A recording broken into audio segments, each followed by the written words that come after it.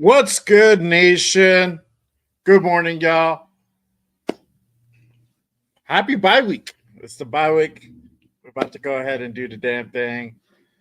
Y'all already know what time it is. I got a fire show lined up. So without any further ado, let's go ahead and kick this thing off.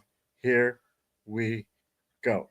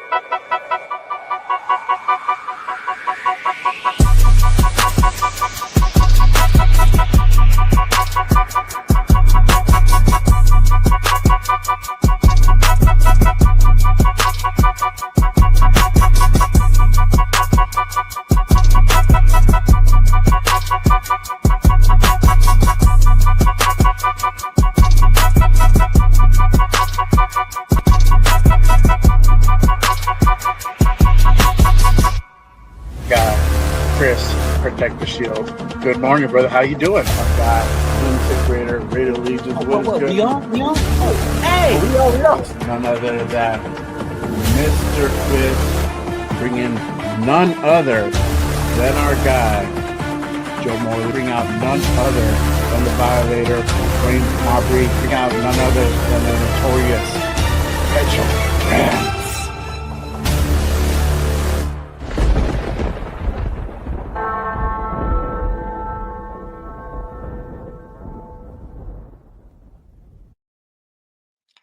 Yo, what is good, nation? Welcome to another edition of Good Morning Raiders. I'm your host. I'm Jay Raider. Appreciate everybody in the place to be and everybody pulling up right now. Salute to everyone. If you guys haven't done so, make sure you guys hit that subscribe button on this channel. Appreciate y'all pulling up and rocking with me on this Saturday morning. Salute. Really quick note, y'all. Just a little bit of change of pace for today. This is a pre-recorded show. So basically all the comments will not be highlighted, but we have a really action-packed show. I'm going to be in the chat. My guest is going to be in the chat. We're going to be interacting. So it's still going to be a fire show, y'all. So make sure you guys hit those likes, hit that subscribe if you're new, turn on notifications. It does go ahead and help to go ahead and really promote the show and really go ahead and put it out there in the YouTube algorithm. Appreciate everyone rocking with me on this Saturday morning. Salute. All right, y'all. So let's go ahead and get into it. I'm going to go ahead and bring out my next guest. He's an up-and-coming podcaster. We've already rocked a few times. Had him on the post-game reaction show. Last Sunday, a fire show. Had him on Raiders Unfiltered, fire show. Yo, let me go ahead and bring out my guy, Raider Primos, in the building. Salute, my guy. Appreciate you tapping in. What is going on, Jay? Nothing much. Just glad the bye week's here. Yeah. We can kind of take a break of what we've been witnessing at the start of the season. For sure, man. For sure. It is a much needed a break especially from that performance we just had this past Sunday, man. But hey, we're gonna go ahead and talk about it. We're gonna kind of go ahead and just kind of talk about the season up to this point, and we'll look a little bit towards next week's game, next Sunday's game, which I'll be out in Vegas. So anybody who's out in Vegas, who's gonna be out in Vegas, let me know. Hit me up. Definitely down to go ahead and meet up for a drink and whatnot. But let's go ahead and kind of kick things off. Raiders 2-5, 3 blowout games, man. It's been rough. And we didn't think the season was going to go like that, but unfortunately... Oh, no! We suck again! We stuck again. Damn it. We back Oh, to the same place we were last year, man. Can't catch a break. But really, I think the question on everybody's minds and kind of what I've been talking about, part of this week is kind of what went wrong with the season. Like, why are we up? Why are we here? Why did we get up to this point again? We thought, this was going to be a different story mhm. come this season. We went out and we thought we hired adults in the Yeah. building. Yeah. Now I got John Spytek, Pete Carroll, Chip Kelly. We brought back Patrick Graham. Hey, continuity, some new faces, talent. On paper, it looked good, but man, were we wrong? We were wrong. Very, very wrong, man.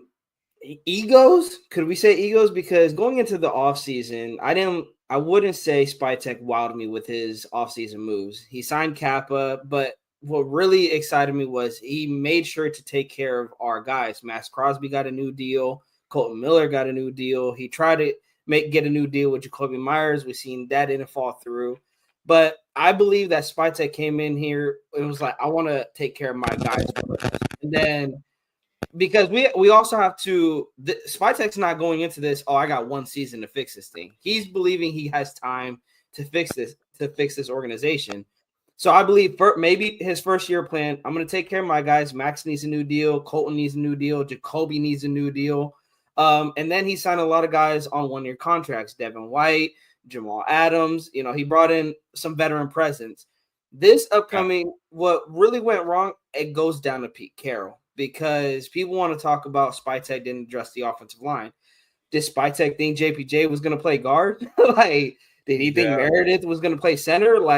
That's where when that first report came out in training camp, I thought I was calling BS.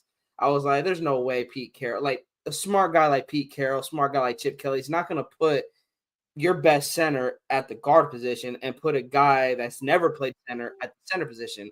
Maybe it's something they're experimenting with. That's fine because it was training camp. It was preseason. That's where you want to experiment some things that you want to do. Then going into the regular season, no, this wasn't something they were experiencing. This is something they wanted to do at the start of the season. And I was like, okay, I'm for it if it works. If it doesn't, then you better put JPJ at the center position. You better put it the way it was when you got here, which was Meredith at the left guard, Palm at right guard, and then JPJ at the center position. We seen, the offensive line wasn't great, but it wasn't bad as like we seen at the start of this year. Right. I think that's what went wrong this season. You got Pete Carroll's ego that it's my way or it's no way, and then you add Chip Kelly's ego into that. I think it came down to egos. That's what went wrong this season was the egos of the head coaches. And could we put ego of Geno Smith too? Not really taking accountability of the mistakes that he's making this season. I mean, imagine how that feels. I mean, calling out a rookie like Dante Thornton Jr., saying that, I'm working with the rookie wide receiver. Imagine what you're doing to the kid's confidence, and you're the starting quarterback. It's stuff like that where I think this had the start of the season. If you had to put one just name on it, egos.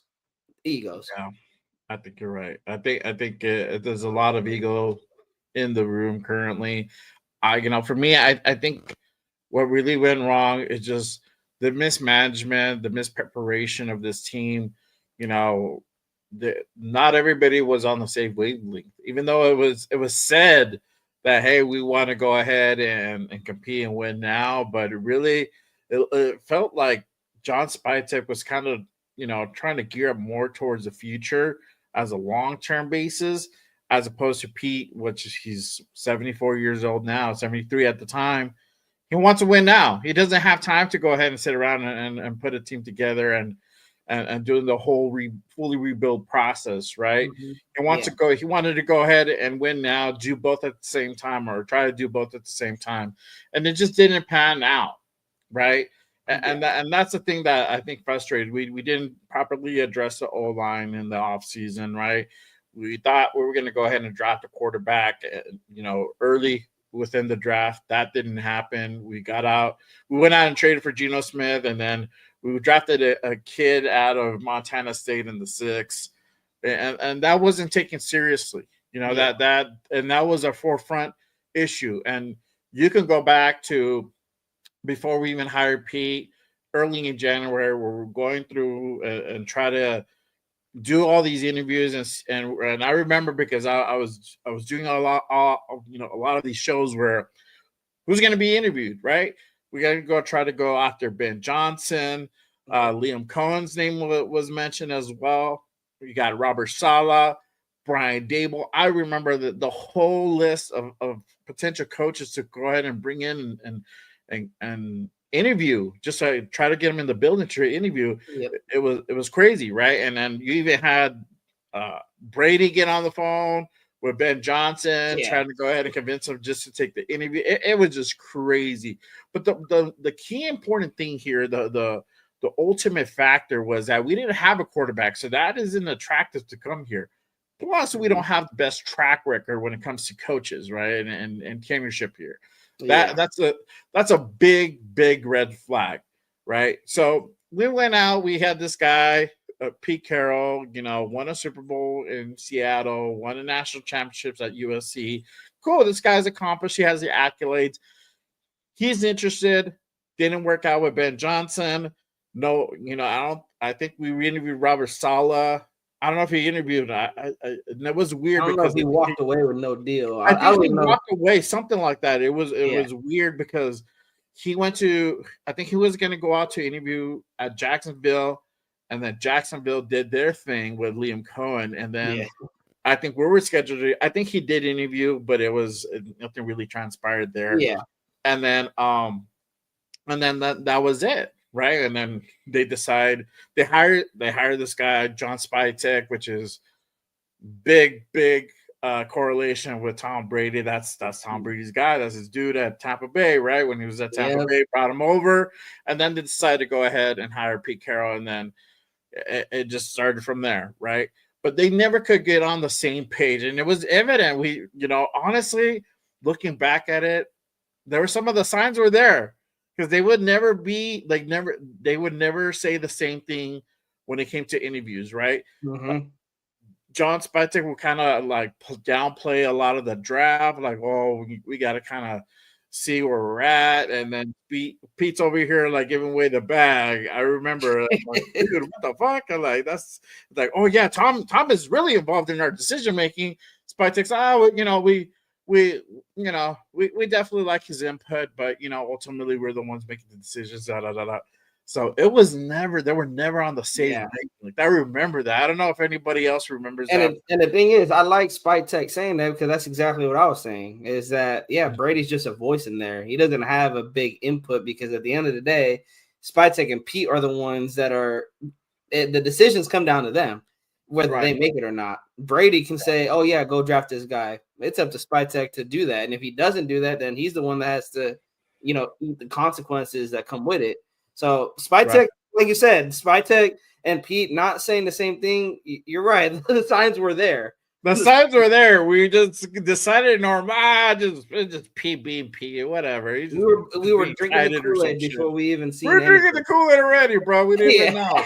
We didn't even know. But it was just we didn't go out and get the proper personnel. We don't even know if they're good draft picks, to be honest with you. But outside of Ashton Genty, we got 5-6 potential decent draft picks, which we don't know yet. We don't know what Jack Besh is. We don't know what Dante Thornton. I mean, we know what Dante Thornton. If anything, that's more of a sure thing that we know that he's not panning out as of yet.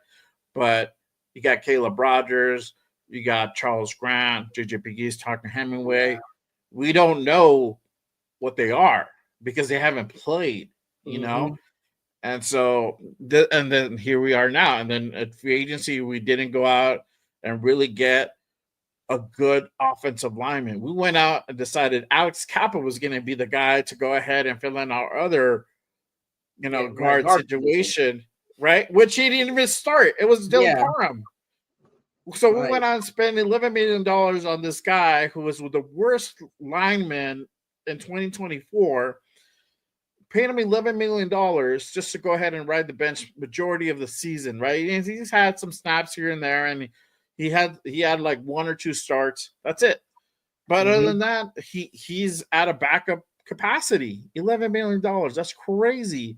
There was Mekhi Becton. I remember, like, hey, I hope, fingers crossed, we go out and get Mekhi Becton. This is a guy you need to go out and get. Boom. Let that dude. I thought they would at least look at him, you know. Walk on that dude. Let that dude go to San Diego, right? To the Chargers. Yeah. Went over there. Whatever, right? We had some issues defensively. We needed to go ahead and get some linebackers, some corners. We kind of failed to do that. Outside of Jermaine Pratt and Landon Roberts, which really they're the ones that were surprising to have worked out. And Jermaine Pratt's not even here. Jamal Adams is the other one. I love Jamal Adams, and that one has worked out. You know, we could have gone out and got some talent, some corners. We decided to go ahead and think that Kyu Blu Kelly was a starting caliber corner, that he was competitive. Next to I bid on that propaganda. I believed on that propaganda. Like, okay, maybe he is something, but no, we knew what he was. He's a third, maybe at best 4th string corner that Pete elevated to the starting role. And again, another thing that's an ego. That's like, that's my guy. That's my guy, and you're putting him in a starting role that he did not deserve. Yeah, exactly. So it's stuff like that really kind of was indicative of this season to come, and it's showing on the field for sure. I want to ask this question, you know, and I've asked it throughout why do we continue seeing, you know, terrible performances? Like, okay, cool, we didn't get everybody, and there was areas of improvement.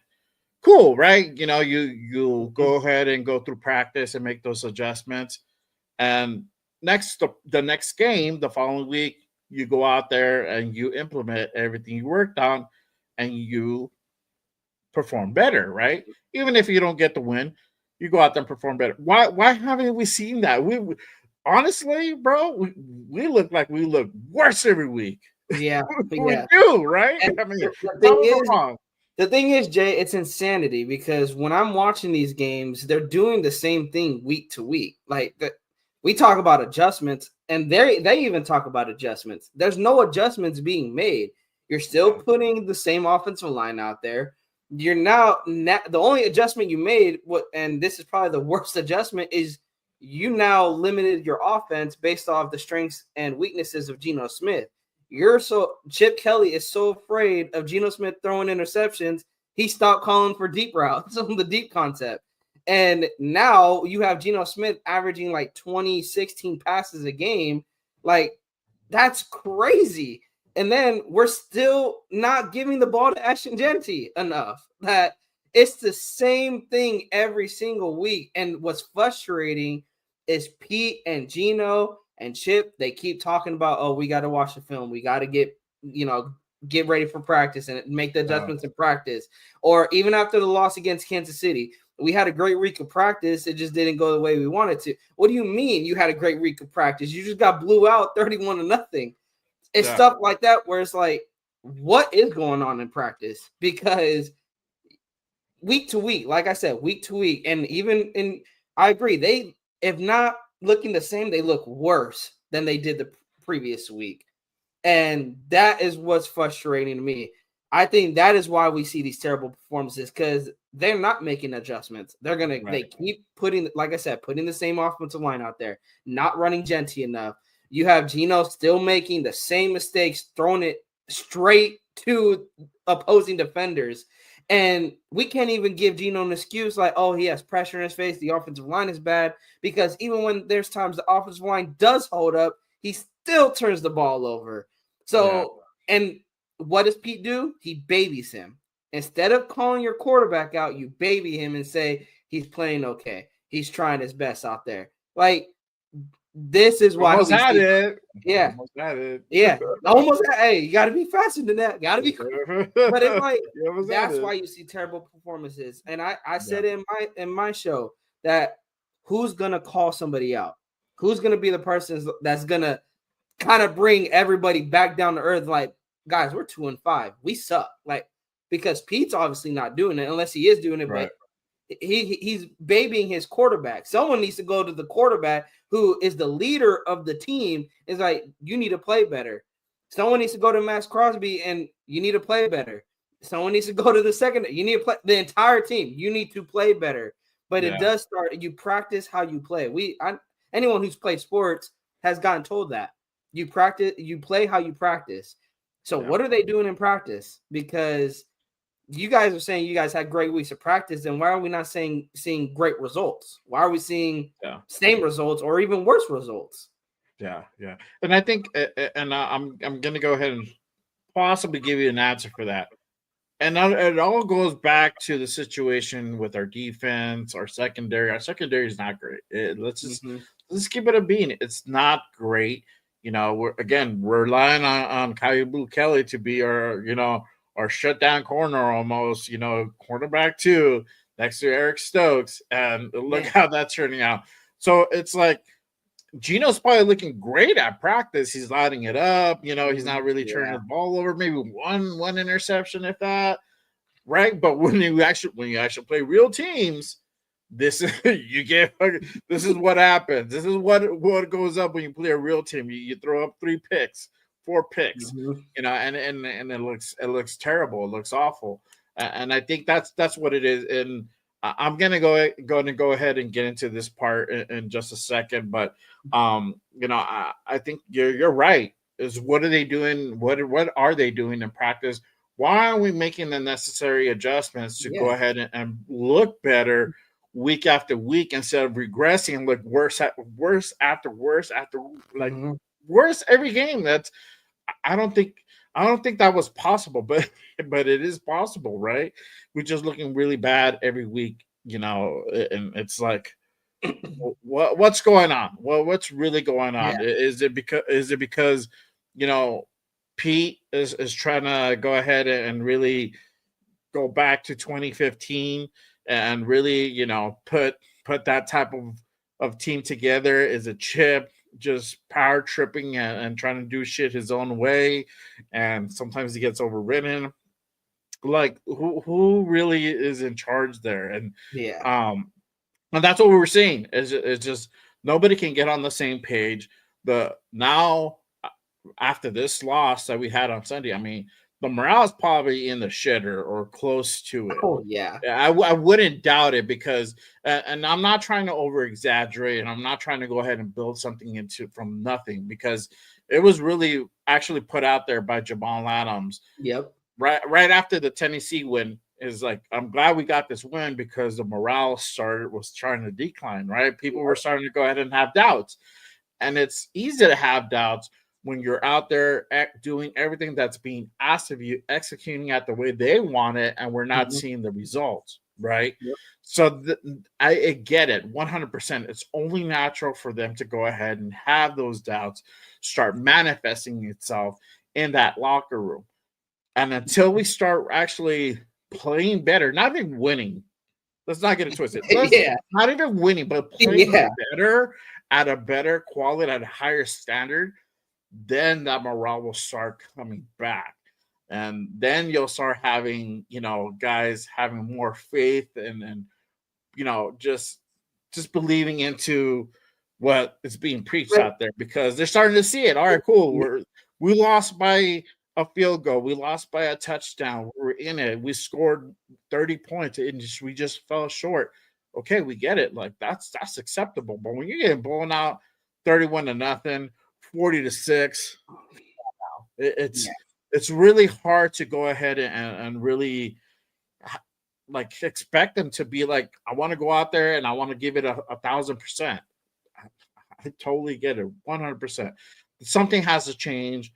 We're going to go ahead and get into that part on what really needs to change. But before I do, really quick, before I go ahead and hit the next segment here, make sure, if you guys haven't done so already, hit that like and subscribe button on this channel, on my guy Primo's channel. I have his link to his channel on the description down below. Make sure you guys go ahead and give him a subscribe on my guy for sure. Appreciate everyone pulled up and rocking with us on this Saturday morning. I'm going to go ahead and go into this. It's something that the nation knows exactly what I'm talking about. And this is why everybody's so upset, so pissed off, is Pete Carroll keeps trying to sell the nation, or is it really his view? Is it really Pete's perception and against the reality of the situation? I don't know if he really is like stuck in the time warp of 2015 that he can't bring himself to come to present day 2025 on what the situation is with this team, because it really does feel this press conferences, the everything that he's saying is really indicative of somebody that does not want to come to terms with the performance of the team, the morale of the team. It's pretty bad when you go out and really say, "Hey, I'm really surprised we're not further along Yeah. than we are now." It kind of raises some eyebrows. And for y'all who don't know what I'm talking about, I'm gonna go ahead and play this clip real quick. And this is Pete from literally after the game after the Chiefs game, and they really ask him regarding kind of how the season has come along so far. I'm gonna go ahead and play that clip and give everybody a little bit of context on what we're referring to. Here is Pete on his evaluation of the season up to this point. Point in the season, has there anything surprised you how like this season has played out so far? Yeah, I'm surprised that we're not farther along than we are. I thought we would be, and I anticipated being farther along and being cleaner with our game. What I'm trying to show you is that we can play really balanced football, meaning that all three phases can do their part and give us a chance to play the game where we're not giving the game away. And early on, we were turning the ball over like crazy, and kicking game was struggling, and defense was kind of holding it together for us, it seemed. And so the kicking game has come back around. A couple guys have been switched around, moved around. I think Tom did a nice job adjusting, and the last couple games have been very solid. You kind of don't even want to know they're out there, and every once in a while they make a play, and that's kind of taking place. And defensively, it was different yesterday. We really missed Max. Max's dynamic play, the things that he does, that was obvious to me. But that's coming along. Offensively, now we've settled down, giving the football up, and so we need to kind of get going again and get moving it and get productive. Yesterday was a mess of making first downs, and they did a great job on us. I really looked at we missed some guys out there, and Jacoby was really important to us, not having him, and the fact that we were so close to getting Brock back. We've played without Brock for almost a month now. I don't know how many games he missed. He missed three games. It seems like forever, and he's such a central figure in our offense. To have him coming back will just seem different. I think everything about it will look different, and we're counting on that. That was Pete on what he kind of thinks about the season up to this point. Let me ask you, bro, after hearing that, what are your thoughts, man? Excuses. You're making excuses. You literally said it yourself. You've been out with Brock Bowers for 1 month. I get it. He's a dynamic playmaker, but you have Michael Mayer, and he was out for, I think, 2 games he was out. You're making excuses out there. That you struggled to pick up first downs. That was very evident. And then he's talking about, the special teams, they started picking it up. That helps, Pete, when your special teams isn't out there. Against Kansas City, our kicking game was out there one time because we had a kickoff to start the second half. Like, come on, what are you talking about here? And then what raises my eyebrow is, why are you talking like a fan? See, a fan on the looking out on the inside in can say, I anticipated us being better than what we are. You're the head coach. You have more of it. You see more than what the average fan sees. So for you to say I expected us to be better than where we are at. Essentially, that raises questions, because then what are you seeing? Because Geno Smith, first 2 games, 4 interceptions right out the gate, first 2 games. No. And then it just continued, interception after interception after interception. And that hasn't gotten cleaned up. We are like, you're talking like we're going into week 2 or week 3 or even week 1. We are 7 games in and nothing has changed week to week. And so that's where, again, we go back to, what are they doing behind closed doors? Are you even involved, Pete? Is he that old that he can't even be out there in practice? That he's like, hey, Chip Kelly, handle practice. I'm not going to, because there you go. I did my photo op. There you go. They saw me throw the ball a couple times and wrestle a few of the guys. Yeah, and then I'm out of here. I gotta go take my midday nap. I gotta go take my I'm gonna go take my. It raises questions, that it's sounding like our head coach doesn't even know what's going on in the building. I pointed that out in my show, that why does it sound like the guys who we put trust in, the adults that are in the room, don't even know what they're doing, don't even know what's even going on with the team. And that's a recipe for disaster. When your head coach doesn't even know what is going on and he's talking trust the process, because that's where he's trying to sell Raider Nation is, Raider Nation, just trust the process, trust the process. Then he has Mark Davis doing, well, he doesn't have it, but Mark Davis is kind of talking the same way as Pete, that you got to trust the process. Man, Raider Nation has been trusting the process for 24 years. Okay. When is our loyalty? When is our passion to loving this team is going to be reciprocated with wins? So to answer this question, it has to be his view, because unless you really have no idea what's going on in the building. If you're selling Raider Nation, that tells me you have no idea what's going on in the building, and that's a problem in itself. Yeah, for sure. And that's the thing that I think pisses everybody off, is just like, okay, we're 2-5 with 3 blowout games. It's like, why are we still in this, like, fucking everything's gonna turn out okay? We just need to go ahead and keep on practicing. No, no, it's not gonna get better. I mean, it would have gotten better weeks ago, and it hasn't. They're looking at the schedule, right? And we've just gone through the easiest part of our schedule, by the way. Yeah, it's about to get brutal. There were some games that we knew that we were going to lose, right? Yeah. The Commander game, we knew we were going to lose. That was almost an automatic L. We thought maybe we had a better shot of potentially stealing one, that because Jaden Daniels was out of that game. But obviously, we always shit the bed and try to make these backup quarterbacks way better than what they are, right? Right.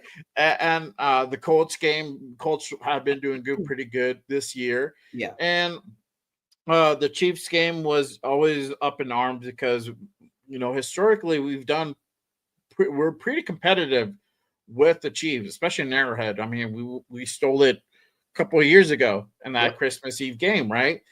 Cool. So we thought it was going to be a close game. Usually it is when you face a division rival, but it hasn't been the case. We lost pretty bad to the Colts. We lost bad to the Commanders. We literally got a belt to ass this past Sunday versus the Chiefs, and really had to take the Chiefs, in my opinion, to show us how bad we really are. Yeah. That was the worst game by far I've ever seen in the very, very long time. And I'm talking going back to like Art Shell Part 2, bro. Like, it's bad. Yeah, I didn't see the Raiders back then, but I think the bad is like Raiders Rams 52-0 blowout. Isn't that bad? It's crazy how a 31-0 blowout could be worse than a 52-0 blowout. Like, that's what's crazy. It's because they control the football. They control the whole game, except for the very, very kickoff. Yeah, that's the only time we really controlled the game. But other than that, it was, they did what they wanted on that field. They did. They moved the ball whenever they wanted. They want to run on us. We could run on us. If they wanted to go ahead and shoot it down the field, they could. If whatever they wanted. Defense, same thing. whatever Spags wanted to go ahead and throw at us, they were able to go ahead and execute it without a T, to a T, basically. And that's really the name of the game. They skunked us, but not only that, they just did it in a very almost kind of like godlike type of way. And I'm just like, fuck, Yeah, man. people are like already putting them as Super Bowl favorites, and I'm like, they played the Raiders. Calm the hell down. Played the Raiders. They're 4-3. They haven't been great. It's just, for one, they're a good team. I'm not going to go ahead and deny it. Yeah, Chiefs are the Chiefs. But the thing is that we just suck that bad that we made them look really, really, really good. Yeah, and that's where we're at now. But it's stuff like that to really put things in perspective. But this is the thing. Pete's perspective is not there. I think from what I feel that he's really trying to go ahead and put that 2015 Legion of Boom back together. And it's a different fucking team. This is a different team with different talent. It's not the same talent. We don't have as much talent as he had back then. And this is the thing with the NFL. Teams evolve. This sport evolves very, very quickly now. From what you can go ahead and run maybe this year doesn't necessarily mean that it's going to work for the next year.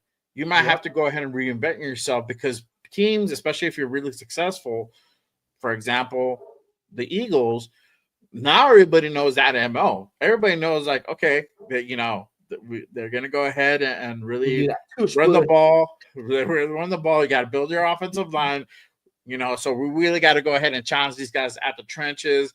Make sure that we get some guys that can go ahead and really create some penetration, some disruption to Jalen Hurts. And even they've taken a step back as well this season. So that's the thing. Teams adapt. And this is a point where Pete has not done that. It's an adapt or die situation, and we are dying. We're dying. And I'm just keeping it a bean. And it really starts with this, the misutilization of players. For example, JPJ is a prime example. Yes. From switching this guy from center to guard, a guy who's played center far longer than Jordan Meredith. Jordan Meredith just learned how to play this position this spring, this offseason. Never taken a snap at center, but yet he's the best guy to go ahead and put out at center, to start at center. Why? Because he can go ahead and call audibles and read some defenses. Well, guess what?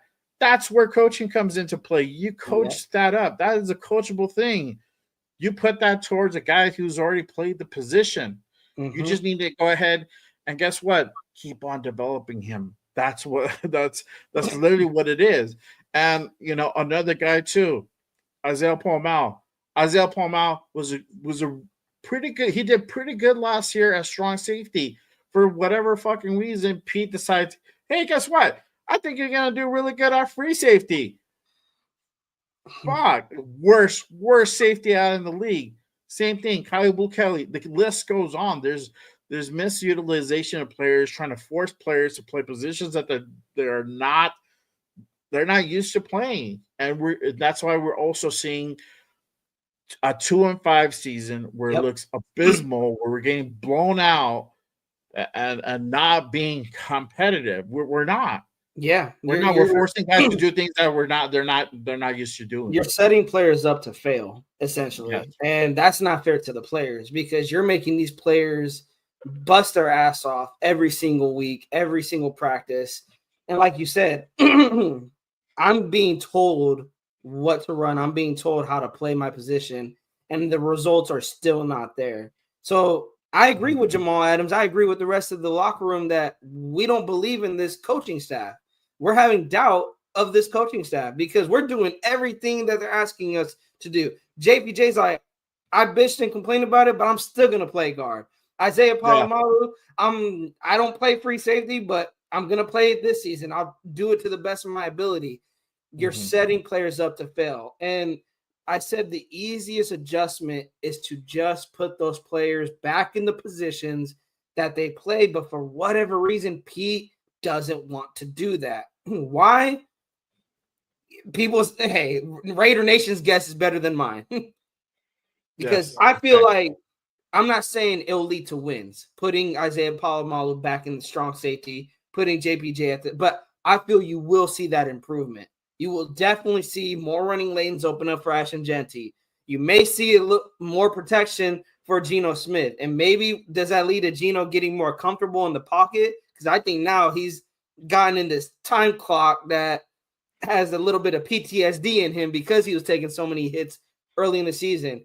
What about Isaiah Palomalu coming off, at the strong safety that you can bring him on a blitz package or even picking up a running back? We've seen what he could do tackling in the backfield and even coming on those blitz packages when AP was here. He had Isaiah Palomalu balling. Like I was thinking, I think not saying that he'll be a great safety.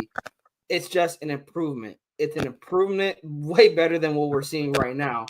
And we can all say that is what it comes down to is the improvement once you put players back in the positions that they play in. But will Pete do that? Will Chip Kelly do that? Will Patrick Graham do that? And I lost faith in this coaching staff. They're not going to do what is best for the team. They're going to do what's best for Pete. They're going to do what's best for Chip. And they're going to do what's best. Patrick Graham, I'm still confused on because I know Pete's he has his hands tied into that, what the defense is going to run. So I don't know if Patrick Graham's hands are cuffed and Pete's telling him, no, I want to run it this way and you're going to run it this way. Either way, that's the way I see it. I see it. JPJ, you're going to play guard, and that is that. Isaiah Palomalu, you're going to play free safety. That is that.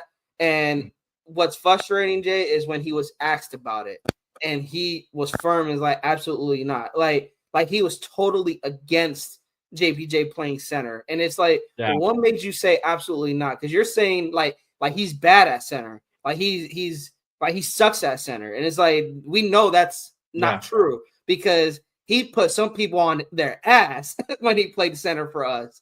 Like you said, if it's a call thing, why not coach him up? Why not tell your son, Brennan Carroll, hey, you need to work on JPJ more with picking up blitz packages or picking up on reads at the center position. That means you don't want to coach him or he's uncoachable, which I don't think he's uncoachable. Maybe, but is he a hothead? Maybe, but that's just because he loves football. Who doesn't love football? I know anybody who's played football in their life from high school, from Pee Wee to hell, the NFL, you ask anybody, they love football. And when us men, when we get competitive, when we get a little hothead, sometimes we start opening our mouth and saying things that we really don't mean just because it's that competitive nature. I would want that to be my center, to be honest. That center's your leader of that offensive line. He has to set the tone for the rest of the offensive line. If he's kicking ass, the rest of the offensive line is going to feed off of that. But when you got Meredith over here not knowing his assignment, over here not knowing his blocking lanes, that leaves the rest of the offensive line confused. Why? Because you're talking about communication. If he doesn't know that's where I'm also confused, Jay, and I want to bring it to you. Yeah. They talked about communication with JPJ. Meredith is looking like he's struggling with communication out there. That's another thing that didn't make any sense to me.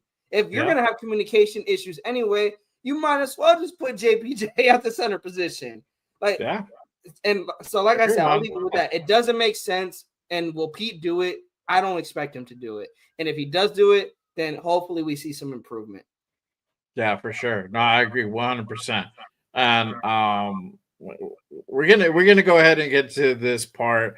I'm gonna move it to this question because I'm glad you're on that JPJ subject. And we're going to get into the trade talk. We're going to get into the nitty-gritty. I know everybody's kind of been waiting for this one, but the trade talk, it's the bye week. Obviously, we've been talking about Jacoby Myers for weeks now, potentially getting moved around this time. As of now, not quite happened yet, but I'm pretty sure that's probably going to be done before the trade deadline. But since you're on this JPJ subject, is JPJ also on that trade block? And this is the crazy thing. This regime has done everything possible to go ahead and really ostracize JPJ, really to really hang him up to dry, to throw him under the bus, to really try to make some type of example. I don't know what happened in the off season. I don't know what happened during training camp and who he pissed off. I don't know if something was said to Brendan. I don't know if something was said to Pete, and he chirped off and he fucked up, and I'm pretty sure he's regretting it now. But there's something that this regime has it out for him, and I'm talking about Pete. I'm talking about Chip.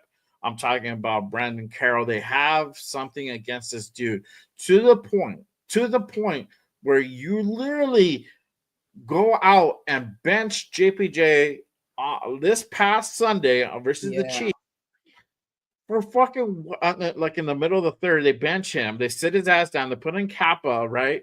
Because he was getting cooked by Chris Jones, right? Chris Jones sits down and they put in Kappa in. I think he gets a holding call or whatever, and then he gets cooked a couple times, and then Chris Jones sits the whole fourth quarter. And Kappa's still there, and he's still getting cooked, bro. He had a fucking ass performance in this shit. Like in one quarter. That's crazy. Your fucking best offensive lineman during a blowout game, and especially if he's getting cooked.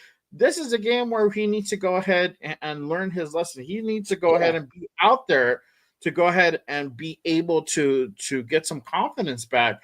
Cool. If it was Chris Jones that you were getting sliced up, bro. Cool. Stay out there, get back in it, and especially at that point where he's already sat. Cool. Go on, do your thing. Do your thing. This is a moment. You don't have him in here. The game is what it is at this point. You just go play every snap, go do you, right? No, they sat his ass up, but they said nobody else down. That everybody stayed in their position, but it was only JPJ. I noticed that right away when Kappa got called for the holding. I'm like, did they take JPJ out? And I'm like, they really took him out. And I'm like, if there wasn't nothing going on, you wouldn't have done that. And that's what told me. I'm like, tell me something's going on without telling me something's going on. Like there's clearly you clearly have it out. I was telling, I'm not a person that have clickbait, but there's something there.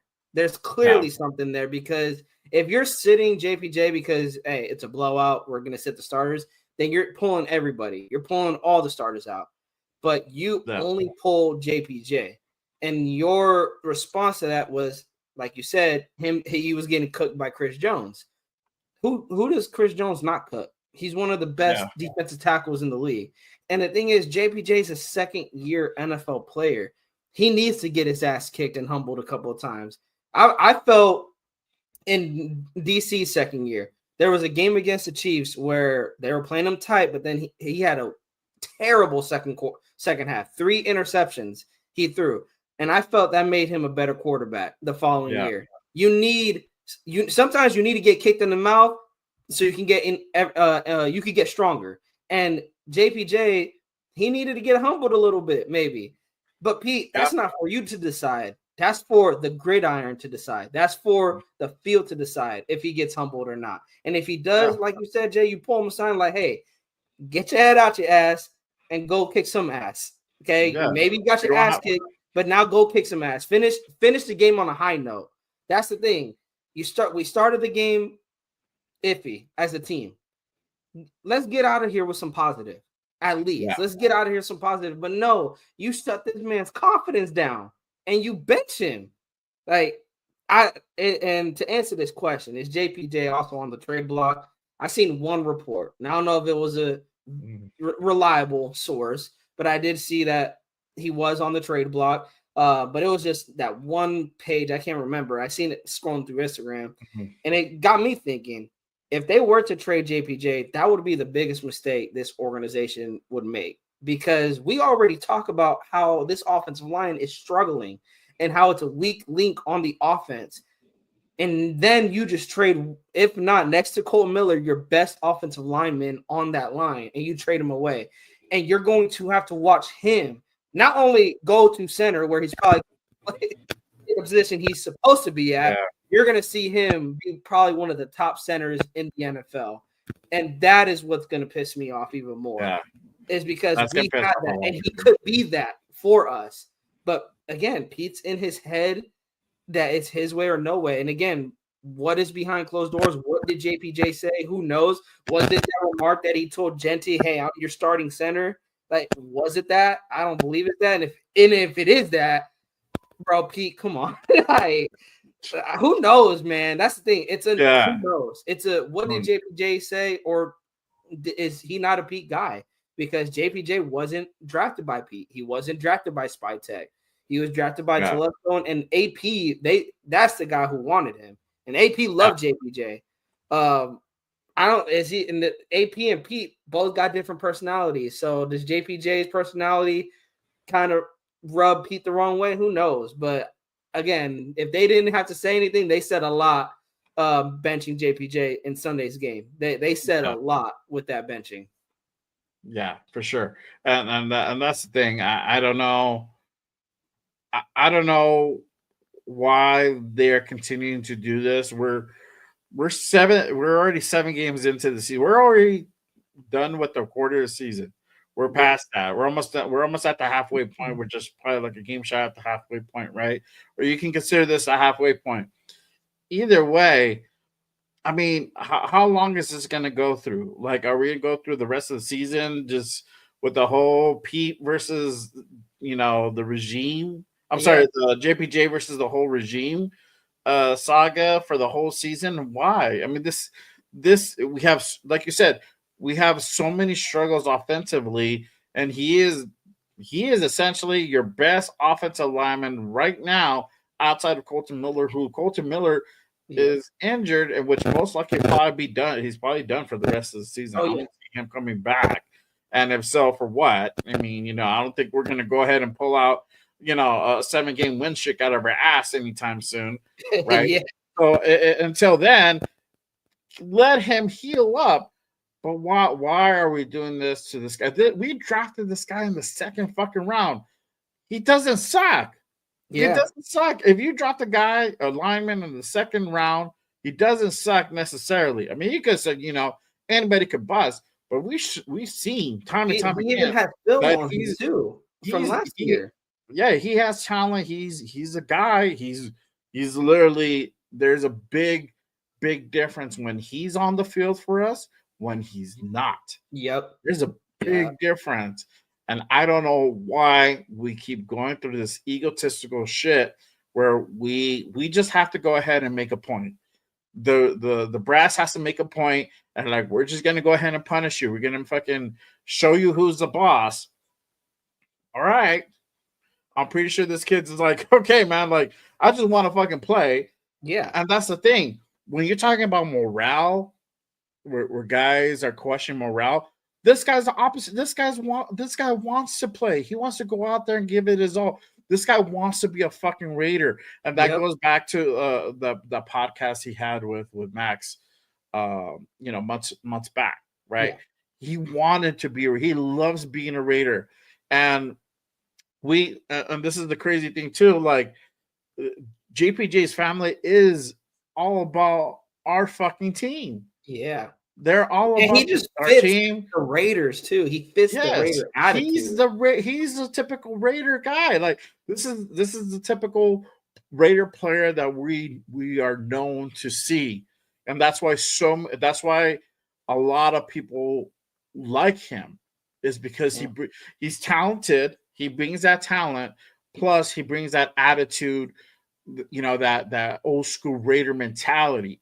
And that's who we are. That's what we are. But for whatever reason, this regime continues to ostracize him. I hope they don't trade him away. But this is the thing.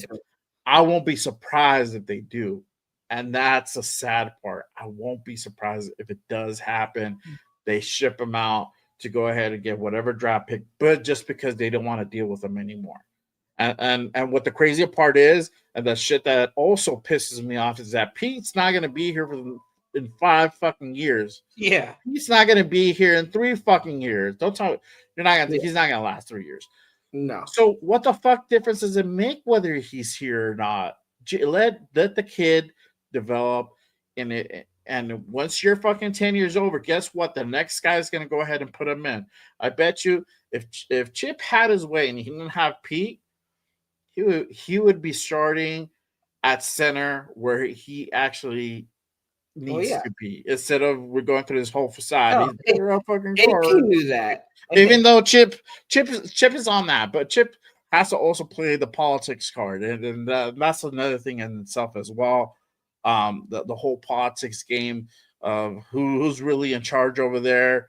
Who's really calling the shots? Is it Pete? Is it Chip? Is it Spy Tech? Who?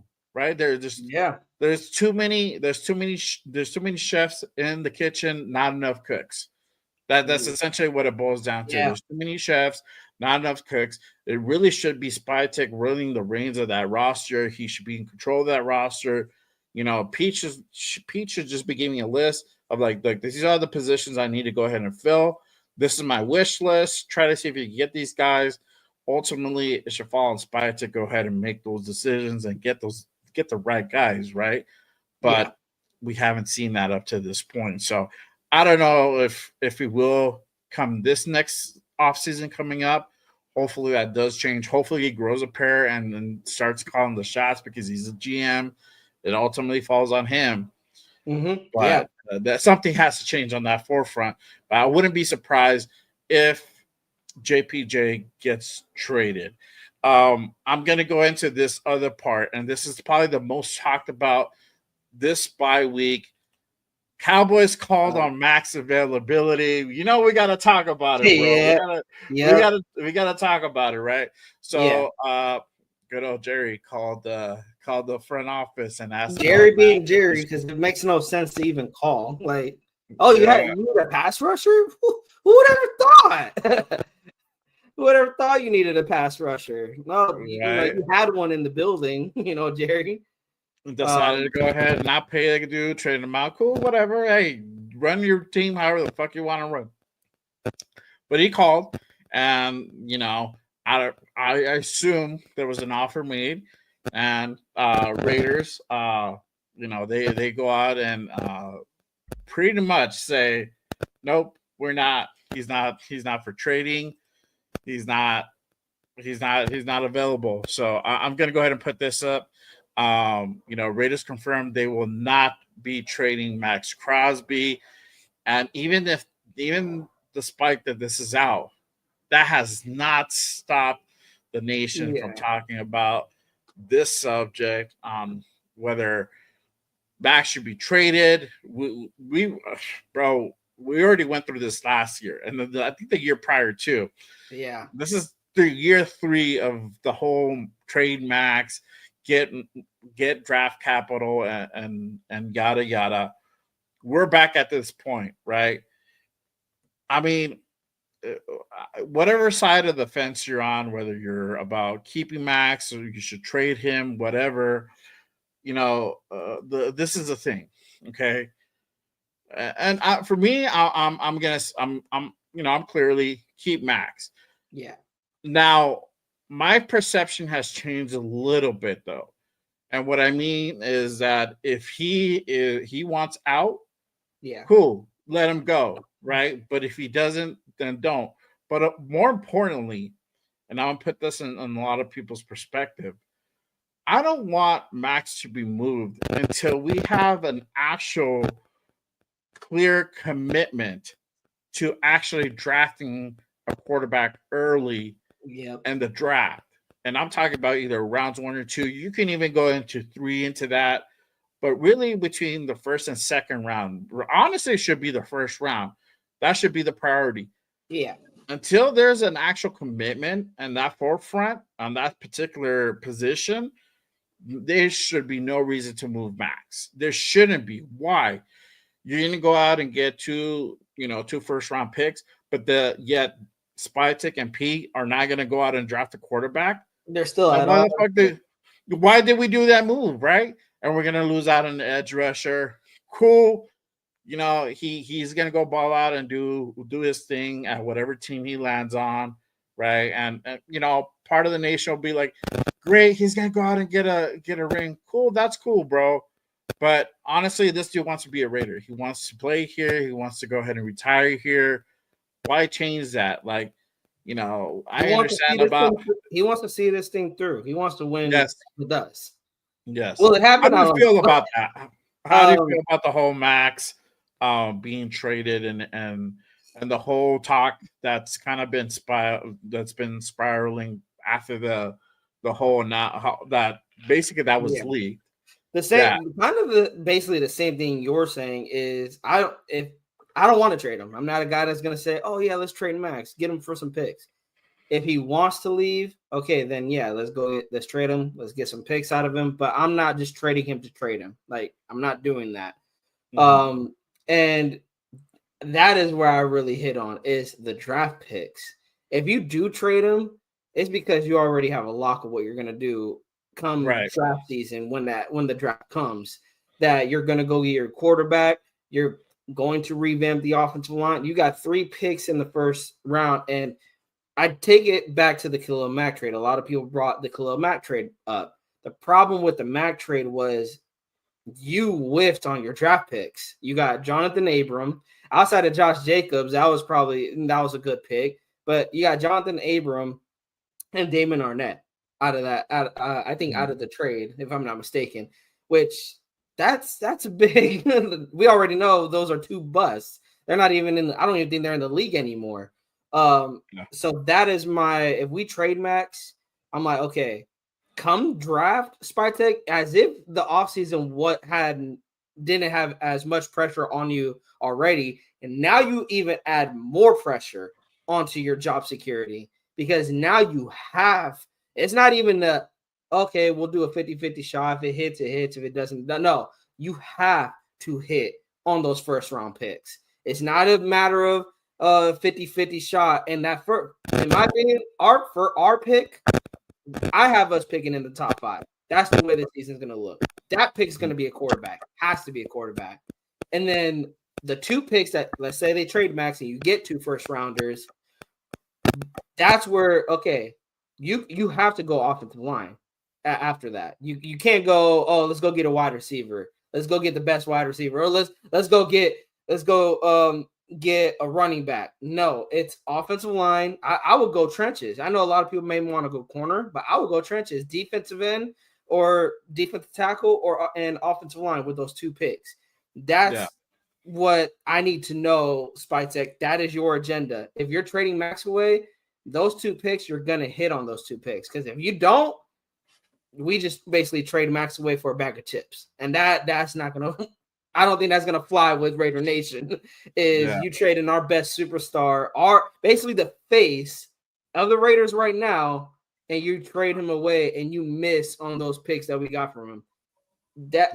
That's what's I'm on the same sheet of music as you are.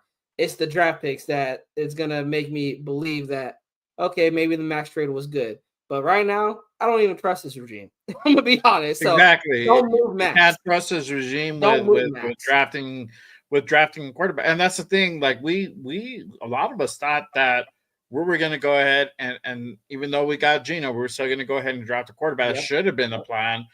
That wasn't the case. And they're like, okay, cool. We're going to roll with Geno. That's going to be our future for the next 3 years, right? And that's Pete. That is a Pete narrative control right there, because he didn't want any type of issue arising there. There shouldn't be any doubt on who the quarterback should be, because I shit you not, we went out. We say, for example, we would have went out and drafted Jackson Dart or Shedeur Sanders. The nation would have been been calling for put those motherfuckers in. Let's let the rookies roll and see what we got. That's why we drafted them. It's time now. There was so many shows that I remember doing where, like, okay, cool, set the quarterback out for a season, whoever we draft for a season, half a season, then put him out there. This would have been that situation where you do that, right? They did not want any type of talk that way. That's why they drafted Cam Miller in the 6th round.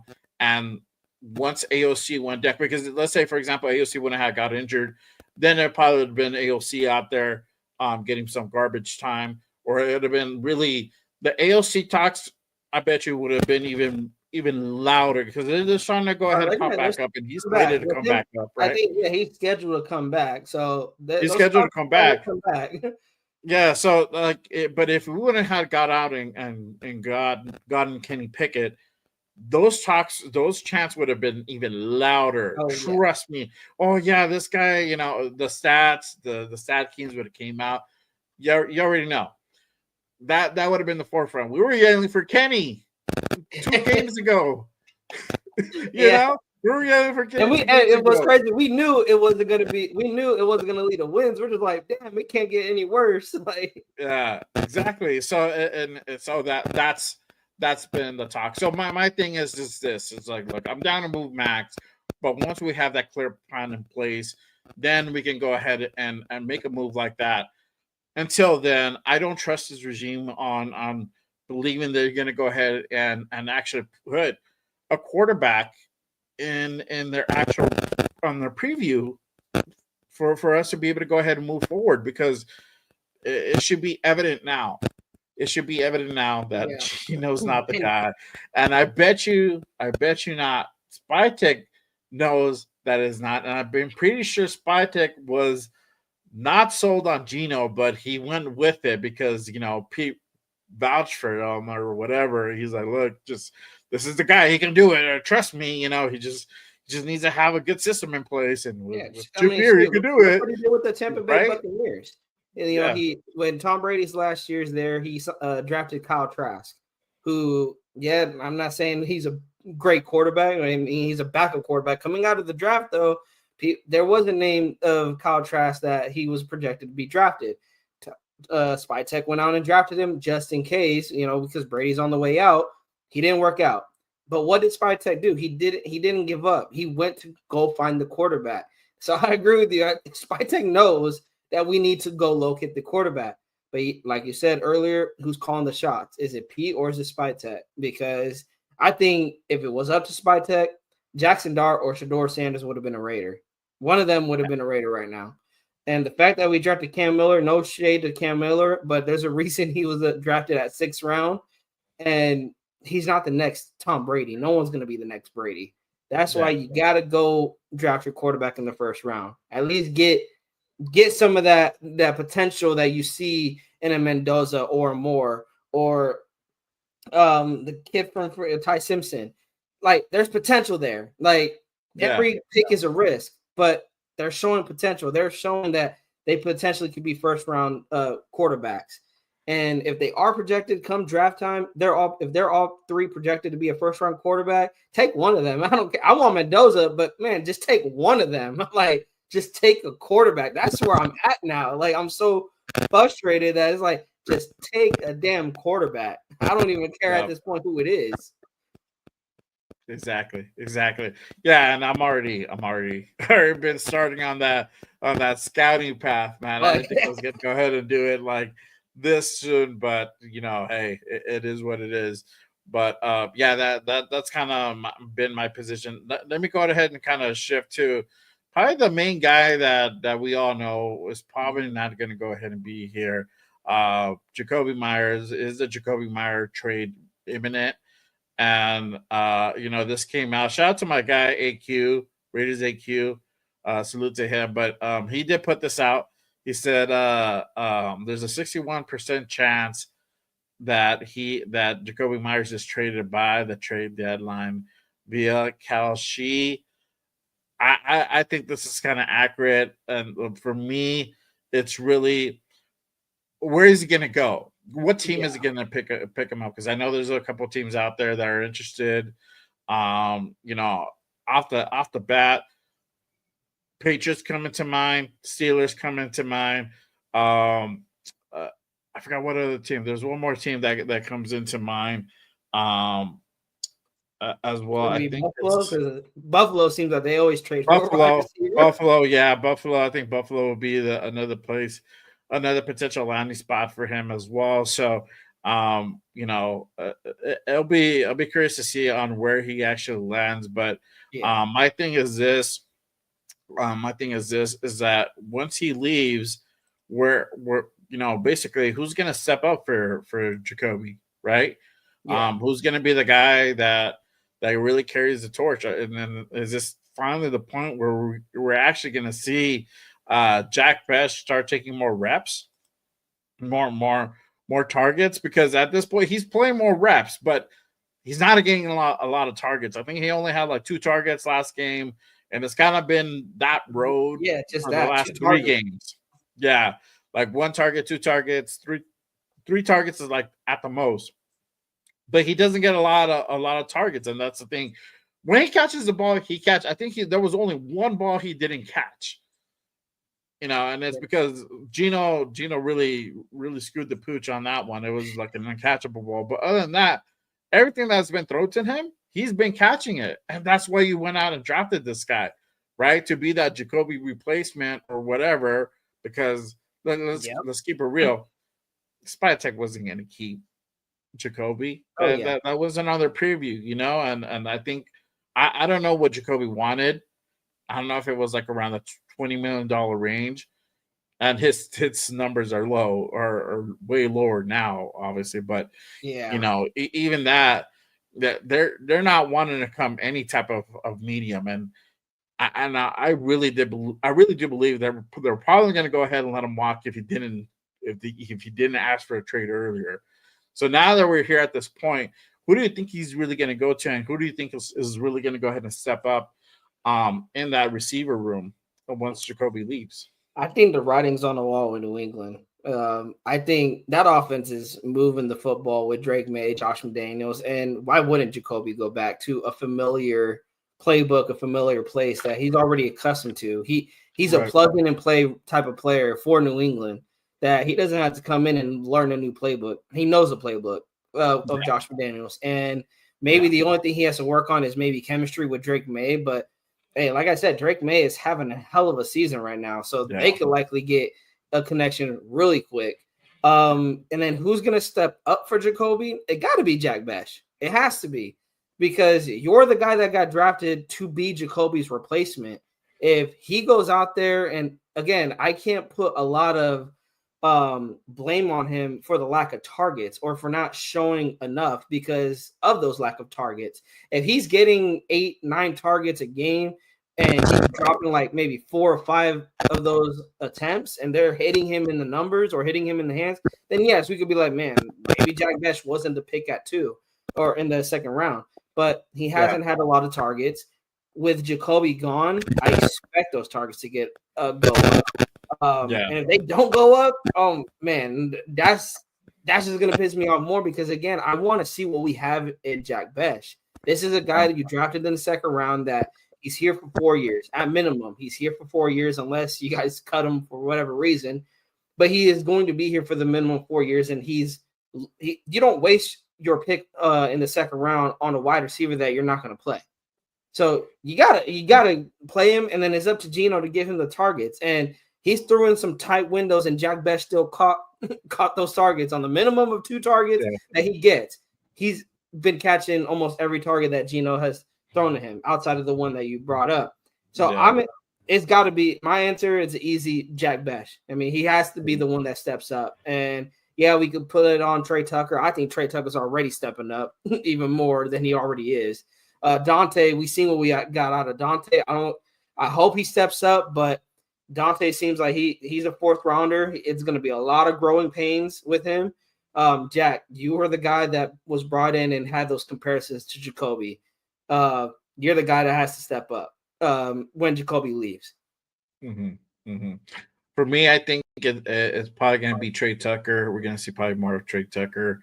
I think he's already been doing that. I think he's just going to go ahead and continue doing the same. And then Jack Best is probably going to be the guy that follows suit right behind him, and hopefully he gets utilized way more. It's a malpractice thing if you're not utilizing Jack Best to his fullest capacity here. I'm going to go ahead and flip it over because it kind of stay in line with the whole like you got to give Jack Best more targets. Who is really going to go ahead and do that? Is it going to be Geno Smith or is it going to be Kenny Pickett? Does Geno finally sit, or and we're gonna go ahead and see Kenny Pickett, or is it gonna be still the continuation of the Geno show, and we're still gonna continue on seeing Geno Smith behind center for the rest of the season? What are your thoughts on this? I think it pains me, but he's going to stay the starter. The reason why I say that is going back to that game against the Chiefs. He brought in Kenny Pickett to just hand the football off. Like, he didn't even have any pass attempts. It's like you put Kenny Pickett in there just to avoid any injury that Geno could possibly get. Because if you were serious about quarterback competition, Pete, Kenny would have had some pass attempts last week against the Chiefs. And I think maybe he had one. I can't even remember. There was even one on the stat sheet that he had a pass attempt. I think Geno's going to stay the starter. Pete is going to be stuck in his ways still. I'm not expecting Kenny Pickett to take over unless the thing is, Geno, how bad is it? That's where my question, and that's where I'm at. How bad does it have to get for Geno to finally sit? We already seen terrible games by him. 2-3 interception games by him. Like, does he ever have a 4 interception game for you to finally sit him? Like, I don't know how bad it has to get for Pete to finally give Kenny Pickett a shot. And again, this is not me saying, hey, start Kenny Pickett. We go on a 7-game win streak. This is me saying throw Kenny Pickett in there because he can't get any worse. I'm just tired of seeing bad football on Sundays. That's the thing. And he's talking, and the thing is, Pete's talking about balanced football.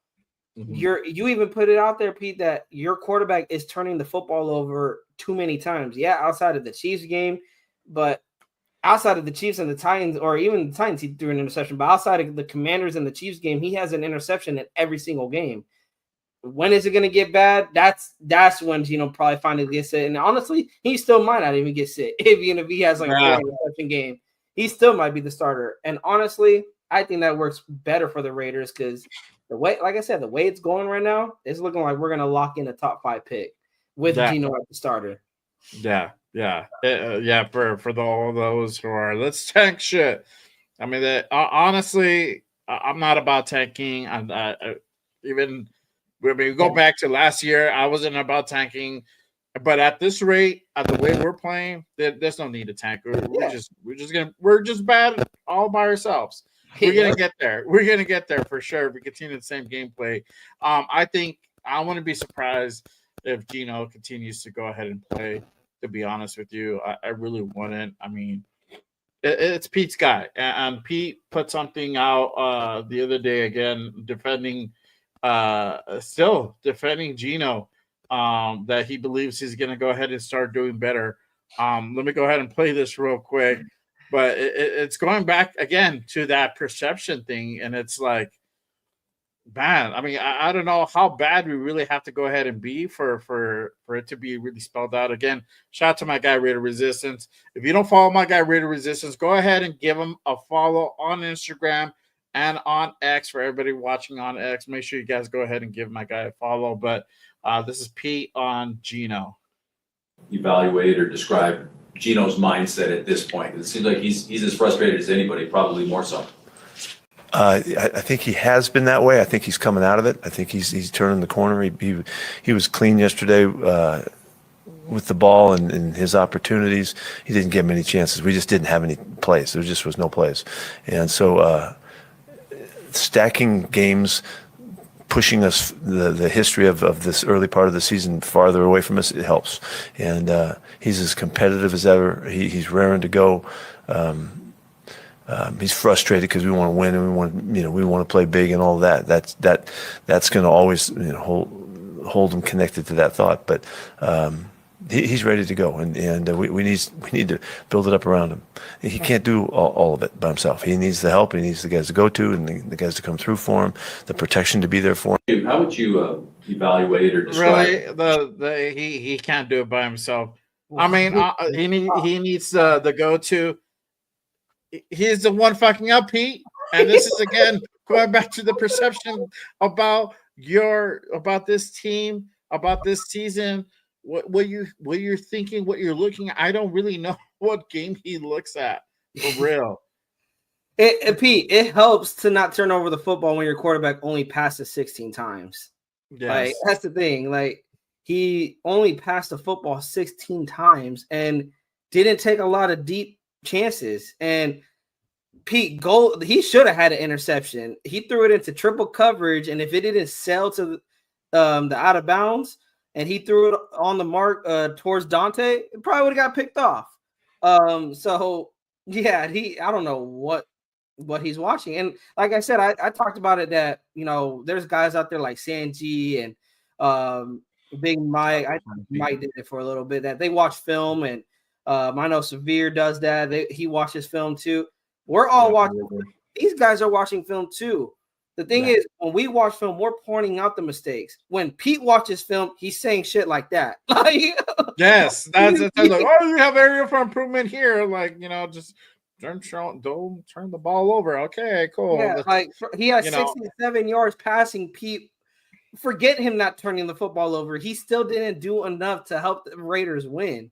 Like, I don't know, man. It's like you said, it goes back to his perception. And exactly. Every single time I hear Pete talk, I'm always asking myself, like, what is he talking about? Like, are we watching the same thing? Because you're talking like he had a good game out there and we lost 30-27. Like, that is not the game that I watched.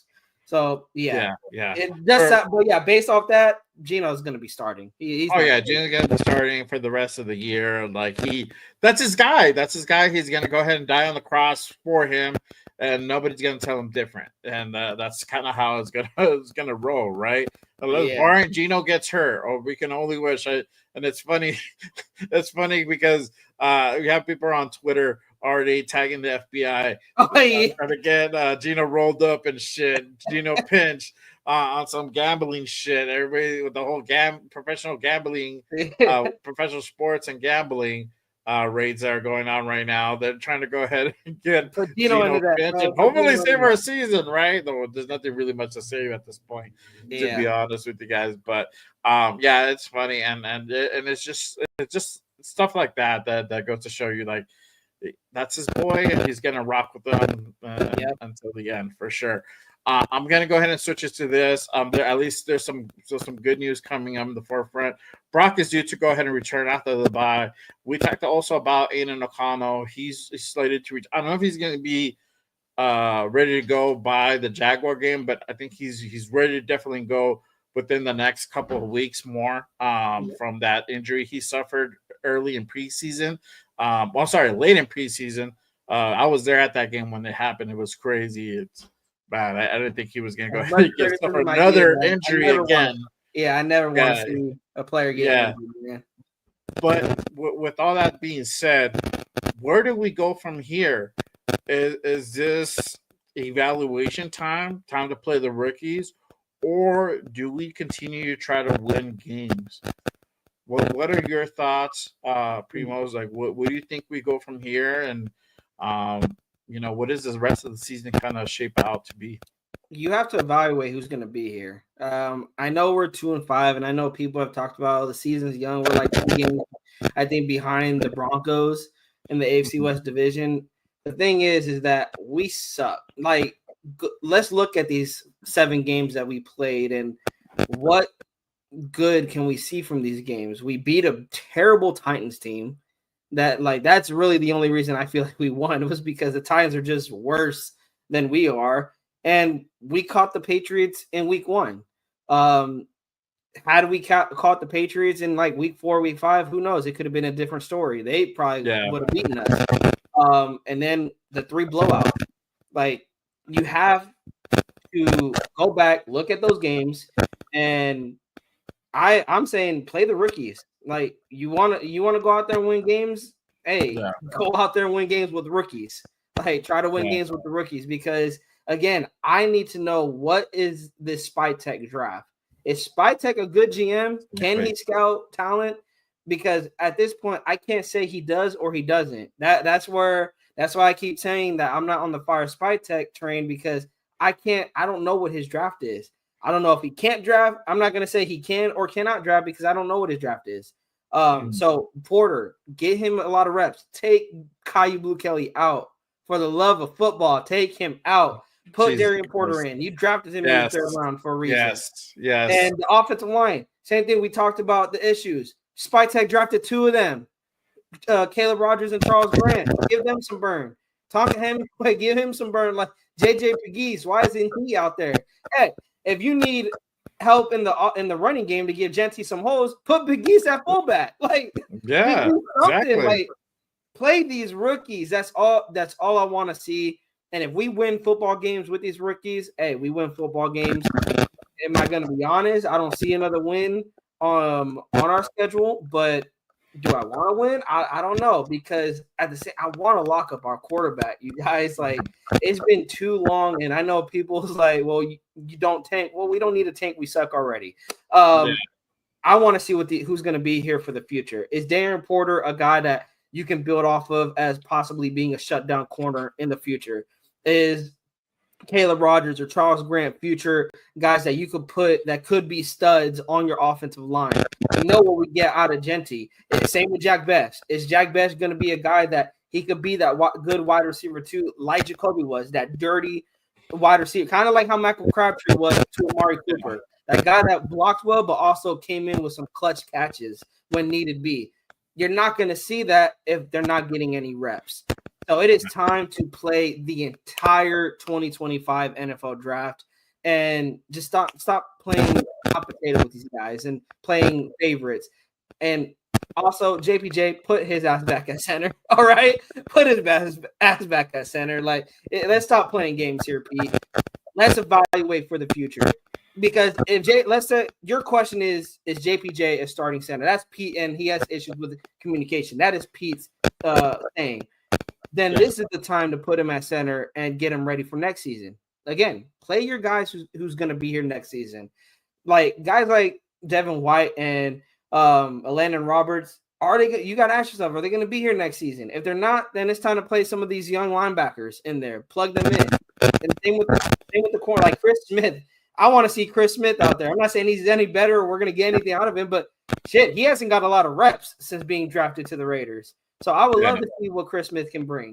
But it is time to play our rookies. And if we win football games with the rookies, hey, I think that's a confidence boost for them, honestly. Yeah, for sure. I agree 100%. I think it's evaluation mode. It's time to evaluate talent. The rookies need to be out there. The rookies need to be on the field. The rookies, they should be starting. They should be starting. But if you don't want to start them, at least have them dressed. No more healthy scratches. Yeah. No more of that. I want to see these guys dressed, be out there, taking some reps, getting some burn. You got to put them out there. We got to see what these guys got, especially in that offensive line. Even if you don't want to go ahead and move JPJ, you want to keep them at guard, fine, cool. Put Rogers on the other side, and then play Charles Grant and see what he has. There's no reason why Stone Forsythe is out there and not Charles Grant. Yeah, exactly. Play JJ Pegues, see what he brings to the table. Same thing with Tonka Hemingway. We definitely need to go ahead and see Darian Porter over Kyle Blue Kelly. Yeah. Let's stop with the madness, for the love of God. Stop it. Just come on. Yes. Come on, Pete. Don't. He's better than that. I'm gonna do it. Stop it. Get some help. Get some help, Pete. If I don't see Darian Porter out there, you're gonna be live in living color. You better be seeing 26 out there. Yes, that's it. I'm gonna call the loony bin. Have you evaluated? God damn it. That's it. Yeah. But yes, and this should be the evaluation mode. We should see what we got in these guys and who we're going to keep. Not only that, but every the guys who are on that 1 year, we're really going to be serious on potentially keeping. Devin White, Jamal Adams, guys like that. That on that 1 year, we got those guys need to be evaluated. Those guys are starting. Devin White's already starting, but getting him some more burn for like Jamal Adams, and just. Please, if we could try to get at least these guys back into their actual position, play them on the strong suit, hopefully we might be able to go ahead and see some better gameplay. Also, too, to go ahead and note, I forgot about this. Lonnie Johnson, I think he's also slated to come back after the bye, too. He got injured in open practice. I saw that. It was gruesome. It sucked. Like he broke his fibula. Like it was just it was just bad luck. But I think he's slated to come back really, really soon. So hopefully we get to go ahead and see him and get another person Yeah, that's another to guy our we secondary. get to look at. Yeah, for sure. And I think he plays safety. So Yeah. that'll be another safety for us for sure. But yeah, I definitely think we need to go ahead and get into Mona. Stop at this whole, let's try to win many games. Like, no, look, at this point, we're not going to win. If you're going to keep doing the same shit, we're not going to win any games. Yeah. So might as well play the rookies. You don't have nothing to lose. You don't. Yeah, just if play you lose, guys. man, you're going to lose with the starters anyway. Yeah. So might as well put the rookies in there. Just put the rookies in there. Like you lose with the rookies, but the difference is you got rookies getting game time, getting game experience, and that goes a long way more than practice. Exactly. And that's my whole thing. And you never know, you might get a situation just kind of like we had last year with DJ Glaze, where he went in for like the injured Mumford, and then he just took that position over and he just ran with it. And it might be that type of situation we might see in something in Caleb Rogers or in Charles Grant. You never know. That's the only way really we're going to determine. You got to get trial by fire, put the feet to the fire and see what happens for sure. Yeah. Before I go into the last segment really quick, I appreciate everyone pulling up and rocking with us on this Saturday morning. Appreciate you guys. Make sure you guys hit that like and subscribe button on both channels. Go ahead and turn on notifications. We do have shows that do go on during the week as well. So make sure you guys hit that subscribe button. We appreciate everyone here. Salute to everyone in the building. I'm going to go ahead and switch over towards my last segment of the show. I'm going to go ahead and hit towards the meet our guests, the spotlight. So this is a time where I take out of every show towards the end of the show, we take some time to go ahead and meet our guests. This week's guest is none other than Raider Primo.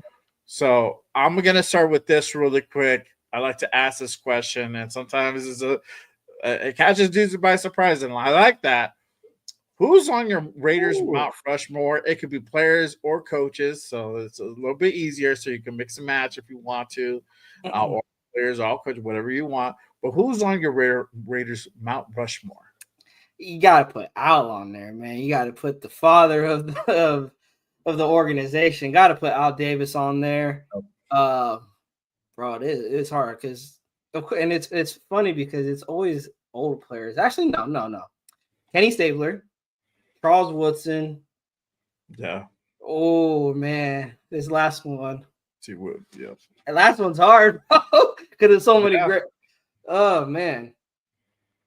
Lyle Alzado. Okay. When I was doing my research on the Raiders, man, I fell in love with the way he plays the game. Oh yeah. So he's a special player to me at heart, especially when I watched America's game when we won the Super Bowl, and just hearing his story, hearing him outside of football.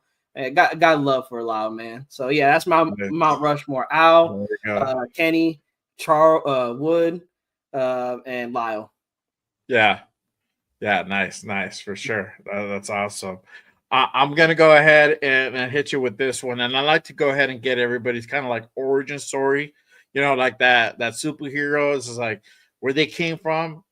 For content creators, I like to go ahead and do the same thing. I want to go ahead and ask you, kind of start from the beginning. How long have you been a Raider fan? What was it that moment that made you really fall in love with the silver and black? I've been raised as a Raider fan. My dad started as a Raider fan, but when I really fell in love was following the game of football in 2011 when Jason Campbell was leading the Raiders, and then we traded for Carson. So I came in at a dark time. Let's say that, because we wasn't winning much football games, but just the passion, like going to Raider games, like that's what really Raider Nation did it for me, really, because this is the most loyal, passionate fan base ever. Like the Coliseum, people called it a dump, but damn, the Coliseum was home. Like Raider Nation made it home. Sorry, Ace fans, y'all didn't really make the Coliseum home. Raider fans made it home because it was dumb. But what did every opponent say? It is tough place to play, and no matter what the Raiders' record was, because Raider Nation always showed up. And then again, just really following the research and seeing the greatness of the Raiders in like the 80s and the 70s and seeing what type of team people like what do they love about the Raiders, and they love the mentality, the mystique of the Raiders, and basically being the bad guys of the NFL. I love being the bad guys. I don't want to be the good guys because it feels that much sweeter when we win. And I'm hoping that they get back to winning, but because they are the bad guys of the NFL and they always will be. And one day when they reign on top, I'm gonna be crying like a baby because hey, everybody counted us out, but we gonna get back there on the mountaintop. Yeah, that's when I really fell in love with the Raiders. Was really the fan base. I love Raider Nation, man. Yeah, Like, you're up in NorCal. That's why. There you go. yeah, yeah. So anyone, and that's what I'm saying. Anyone who's been to Oakland Coliseum, get like an Oakland Raider game, man, they know those how those tailgates get and how Raider fans get. Man, we was hyphy. That we don't they don't call us gay area for no reason. Yeah. I mean, that's the only thing that I kind of, makes me sad now not being able to go up north and go to Oakland Raider game at the Coliseum over there, man. And I heard it was good times, and unfortunately, it just didn't pan out for me. And I was trying to go up there with one of my brothers, just didn't work out. But hey, for me, I'm an LA Raider fan. That's really where it started for me. So I wouldn't even been bro. You know what's great? I wouldn't even have been upset if they moved to LA. Like that would have been better in my eyes because we already moved there once, so it wouldn't change anything. So when that's also where the second I remember I remember where I was when I found out we were moving to Las Vegas, and it hurt, bro. It hurt. I'm like, because it did hurt. I don't think of Raiders when I think of Vegas. That's the thing. I'm like, it's like we're starting over from scratch. Like we got to get a new fan base. Because I'm like, all the fans was in LA and Oakland. Like that's where all Raider Nation was at. So Vegas, I'm like, man, they're gonna have to work hard to build a fan base out there. I know everybody who is in Oakland and maybe even Los Angeles, like they maybe felt some type of way. I mean, the only thing that came was getting our own stadium. That was the only thing that I was like, that was the forefront. Yeah, that was the only thing that I was happy about. That was the only thing I was happy about. But yeah, growing up here in the Bay Area and going to those Oakland Raider games in the Coliseum, like I look back, I got videos, and I look back and I'm like, man, like hopefully one day Allegiant gets back to that, but I don't know if it will ever get back to that. The way Oakland, because like I said, let's say we were 2-5 in Oakland, bro, the Coliseum would still be packed out with silver and black. You wouldn't have these other fan bases coming in and hotels selling tickets away. Like, no, you wouldn't have that. You still would have Raider Nation popping up, bro. The tailgates was even more fun. Like, like, like I know you have a little bit of Oakland in Vegas. Even the Daylight are trying to bring that back. There you go. Yeah, J-Lot. Shout out to J-Lot, man. Yeah. All the peeps out there. I'll be back at J-Lot next weekend. I'm gonna do the damn thing. We're gonna run it back, J-Lot. I might bring the fam. I don't know. We'll see. We'll figure that out. But that's how I became a Raider fan and really fell in love with the fan base. That's what's up. Let me ask you this. What really inspired you to start creating Raiders content? What made you become a Raider content creator, to start your own show, your own channel? And what's been the most rewarding part, and what's been like the most challenging part up to this point? So to start it, again, guys, shout out to Pops, because we were actually watching, me and my cousin, we were in my living room watching Graph on the television.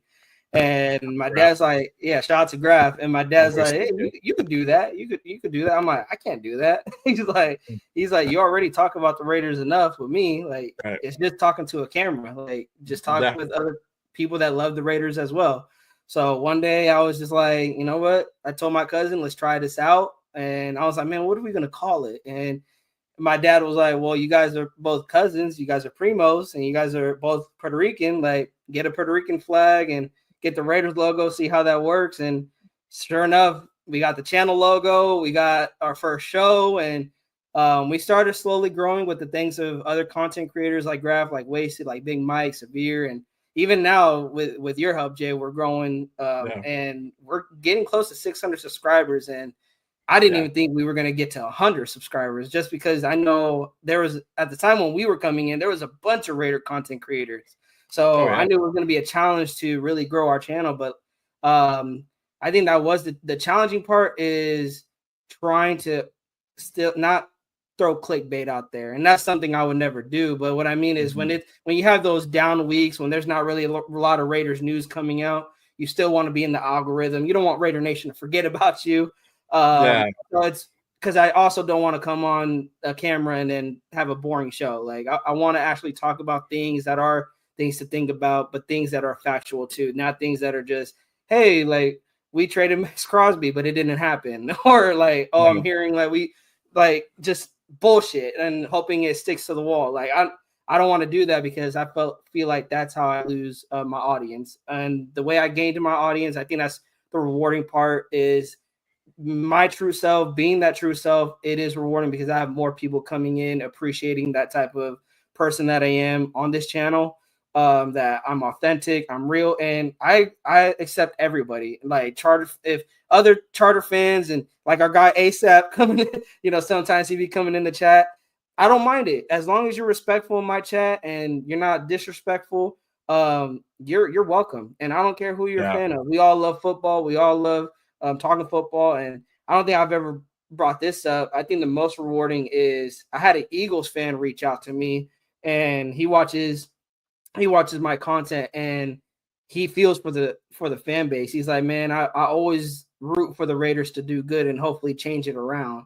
Like, yeah, I'm happy my Eagles are coming off a Super Bowl win, but he's like, I don't think I know how to feel with seeing the Raiders hold up a Lombardi. And what he meant by that, he's like, I don't know if I'm gonna be excited with the fan base. Like, I won't be upset. He's like, I might look like a Raider fan and be excited. And I'm like, that's rewarding, because this content creating just shows me like how many people we reach.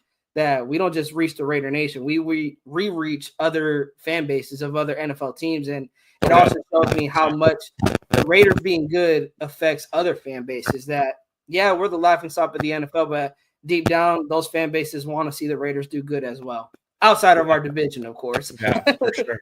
Yeah, I mean, you know, it goes back to the saying where when the Raiders are good, the NFL is good as well, and it just makes football even better.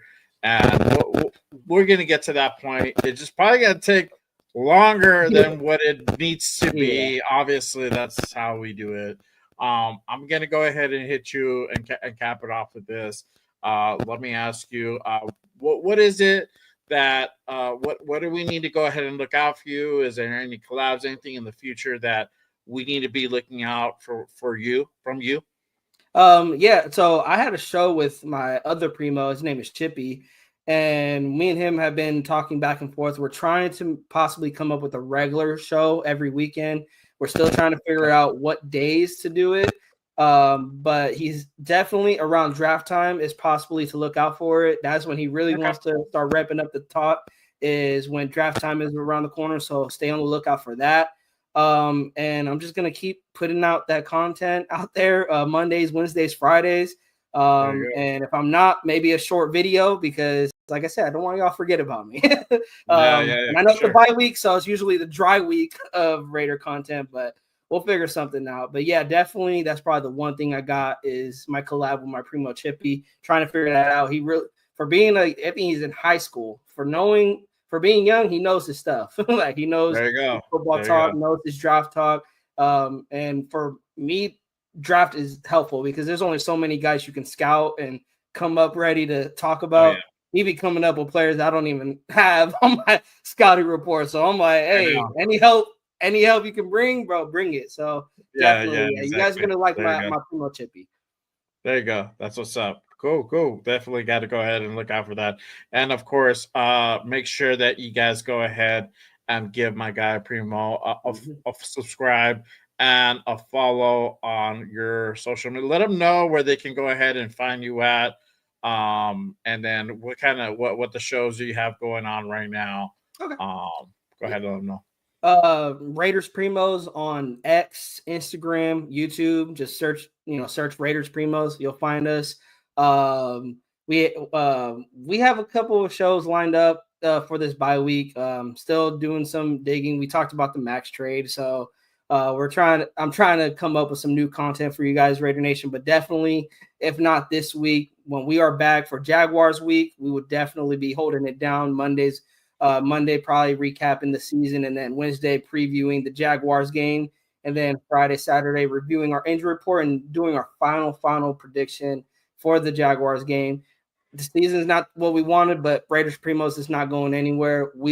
I will stay here. And if Jay wants me back, I'll be with Jay also. For sure, bro, for sure. Hey, man, don't worry, Raider Nation. Primos is not going anywhere, even with the There you season go. being bad. I say There that you because last year, bro, the season was so bad. I had to stop doing content creating because just talking about the Raiders, it was depressing last season. I feel you, bro. I still march through it. For me, it's good or bad. I'm still here. I still cover the Raiders, and that's where I got to get. It really sucks. No matter what, I'm sticking it throughout this season, bro. I'm not going nowhere. There you go. That's what's up. Man. Hey, but as usual, man, I appreciate you pulling up and rocking with me, especially on this Saturday. Again, make sure you guys go ahead and give my guy Primo a subscribe as well. But that will be our time for today. Again, appreciate everyone who rocked with us today. Make sure you guys go ahead and like and subscribe. As usual, turn on notifications. I do have some shows coming up during this week. I will do a Monday show this Monday, Raiders Unfiltered. I'm gonna go ahead and bring that back, and then Wednesday we're gonna do the Raider Connection with the guys, Leo, my guy Raider Jeff, Nate. We're gonna go ahead and do the damn thing, but I will not do a Good Morning Raiders next Saturday. I will be out in Vegas doing the damn thing. I'll be at the Jaguar game. I already bought the tickets a long time ago. I fucked up already. Hey, might as well. Too late. It's my birthday weekend. Gotta go. It's my birthday weekend, so it's cool. I'm gonna go out and do the damn thing, celebrate with the fam. So it's all good. We're gonna go have fun. We're gonna do the family thing. We're gonna do some atomic golf. Shout out to my guy 805. I'm gonna look over my guy 805. He told me about atomic golf. He said that's just fun. So we're gonna do it. We're literally staying right next door to it, so it'll be cool. Oh, that's even better. You don't have to drive or take the Uber or anything. It's like literally walking less than like 100, 200 feet away. Like it's cool. So we're gonna do that damn thing. So it's gonna be fun. And obviously, I'm just gonna go get drunk and have some fun at the Jaguar game, at Raiders Jaguars. I don't care. Whatever. We lose. We win. Great.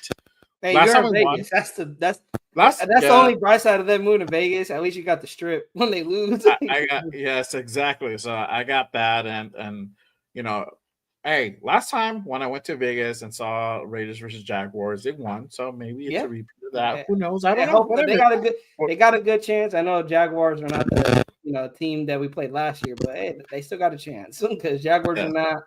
They're kind of inconsistent. I don't know what the hell the Jaguars are this season, to be honest. Exactly. So we'll see what happens, but either way, good time had by all. So it's gonna be cool. I'm gonna hit up J Lot. So J Lot, I'm coming. If you guys are out in Vegas, hit me up for sure.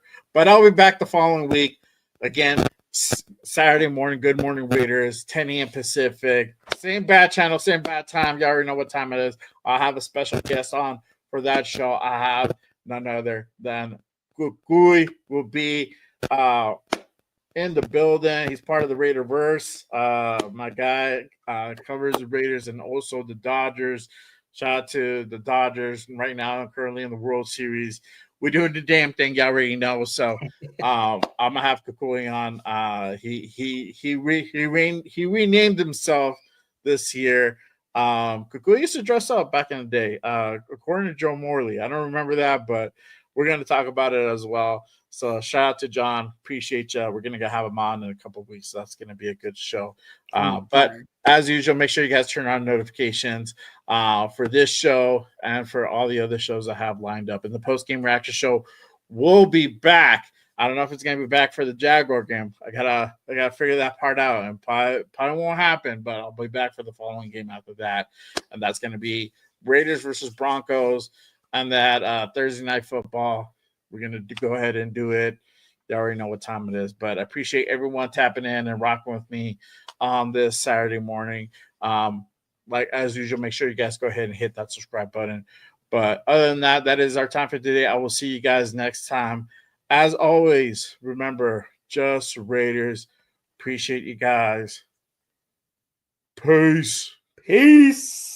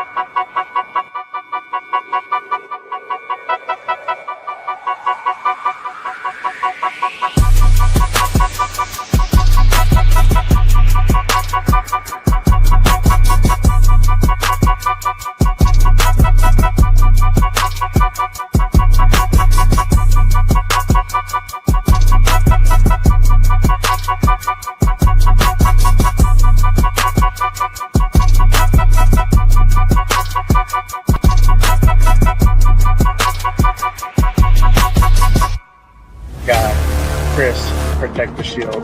Good morning, brother. How you doing? My guy, lunatic Raider Legions. What is good? We on? Hey! We on. None other than Mr. Fist, bringing none other than our guy, Joe Morley. Bring out none other than the Violator. Bring Marbury. Bring out none other than the notorious